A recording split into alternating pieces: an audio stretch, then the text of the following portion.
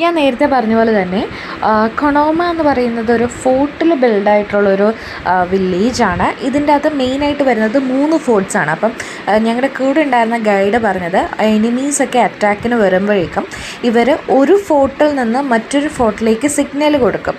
അങ്ങനെ അതേപോലെ തന്നെ ഇതിന് പല ഗേറ്റ്സുമുണ്ട്. അപ്പം എനിമീസിന് അത്ര പെട്ടെന്നൊന്നും ഈ ഒരു വില്ലേജിനെ അറ്റാക്ക് ചെയ്യാൻ പറ്റില്ല.